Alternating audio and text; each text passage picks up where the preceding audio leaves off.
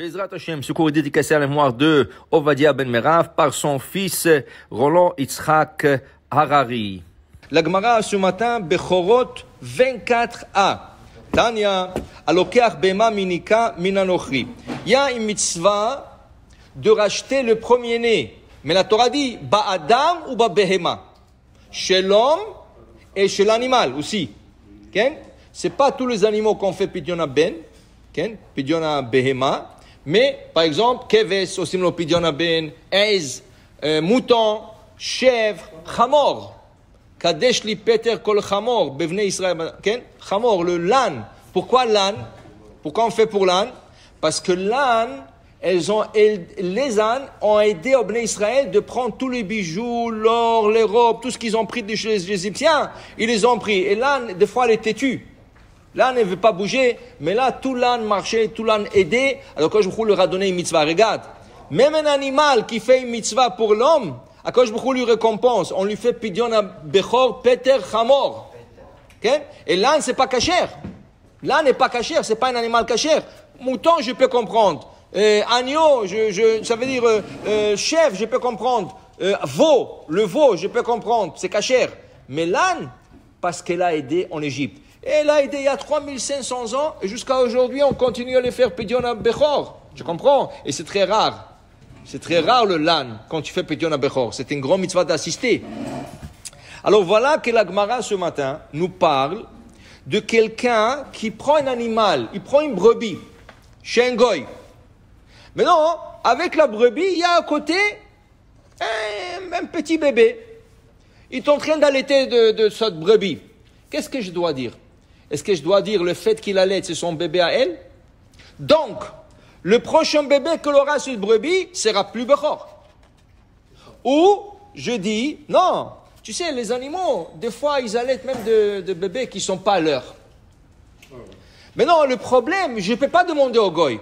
Parce que l'onéman, on ne peut pas faire confiance. Je ne peux pas lui dire, dis-moi, est-ce que ce bébé, le bébé de cette brebis, il va me dire oui, il va me dire non, je ne peux pas faire confiance. Okay? La seule fois que je peux faire confiance à la parole d'un goy, c'est quand c'est Masiah, le fitumo, quand il parle par innocence. Qu'est-ce que c'est innocence? Il y a du lait qui tombait dans une marmite. Il y a du lait qui tombait dans une marmite.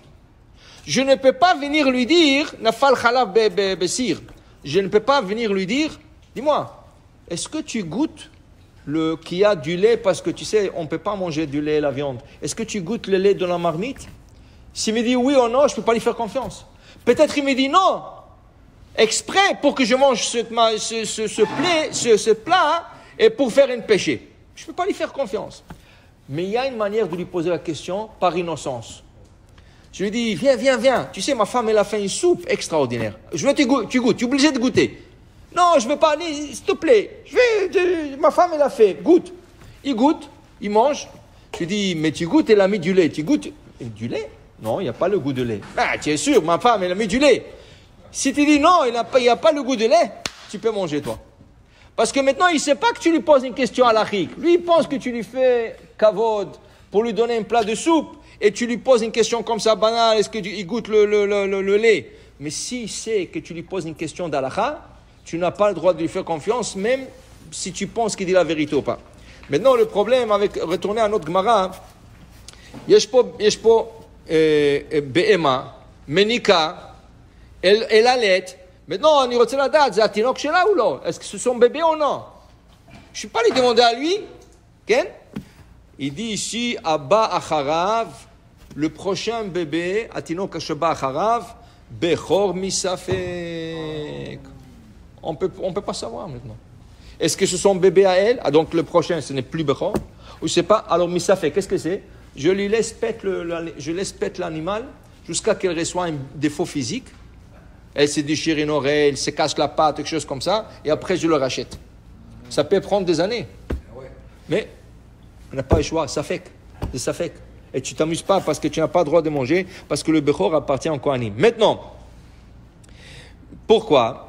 Dit la Gemara, mipne shemerahemet afalpi she'ena yoledet. Les animaux dans la nature, des fois, ils vont allaiter un bébé qui n'est pas leur, par pitié.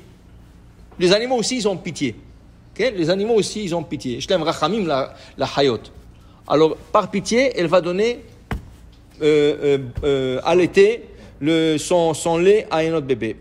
Rabban Shimon ben Gamliel Omer, Davar bechezkato, vechen aya Rabban Shimon Gamliel Omer. Rabban Shimon Gamliel nous dit, chazaka. Qu'est-ce que chazaka? Il faut prendre les choses comme telles.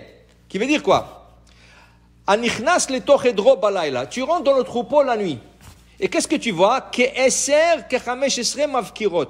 Veshena mavkirot. Tu vois 15 brebis. Et sur les 15, tu connais qu'il y a là-bas 7 qui sont mavkirot, qui n'ont jamais donné naissance. Ça veut dire que leur bébé va être de premier-né. Il y a 8 qui ont déjà eu de bébés. Et tu le reconnais, toi. Tu connais les brebis, toi. Toi, tu es le berger, tu connais les brebis. Oui. Non, il reconnaît. Maintenant, les machar, ishkim, vematza, zecharim, tluim, beshena, mavkirot, unekevot, loyot, mavkirot. Le lendemain, il vient. Qu'est-ce qu'il voit? Des bébés. Il voit des bébés. Maintenant, où est-ce qu'il voit le bébé? Il voit 8 bébés avec l'homme avkirot, avec le brebis qui ont donné déjà naissance. Et le 8, ils sont tous de garçons, de bébés mâles. Et il trouve 7 femelles avec le brebis qui n'ont jamais donné naissance. Maintenant, Kadesh Likol Bechor, Bebnei Israël. Quel Bechor? Seulement des garçons, pas des filles. Seulement des mâles, pas des femelles. Okay? À qui on fait Pidyon Aben? À des garçons, pas des filles. Maintenant, qu'est-ce qui arrive? Ils trouvent 8 chez le Lom Avkirot. Alors, ce 8 là, Ptorim, parce que leur mère, je ne sais pas si c'est leur mère, mais ils sont là. Les 7 filles, ils sont avec Mavkirot, avec le brebis qui n'ont jamais donné naissance, mais les filles sont exemptées. Dit Rabban Shimon Gamliel, Davar bechezkato. Tu prends pour acquis, c'est leur mère. Ah ouais? Ouais, tu prends pour acquis, c'est leur mère. Dans ce cas, tu ne feras pas aucun Pidyon Aben. Parce qu'on prend pour acquis. Alors, selon Rabban Shimon Gamliel, okay, ça veut dire que si tu vois une brebis avec un bébé, tu prends pour acquis, c'est sa mère. Comme ça. Même si on ne sait pas. Alors, tu prends pour acquis que c'est sa mère. Ça veut dire que quand tu as des animaux et tu as des bébés, tu prends pour acquis, c'est le... Oh, Adonai Leolam, Amen, ve Amen.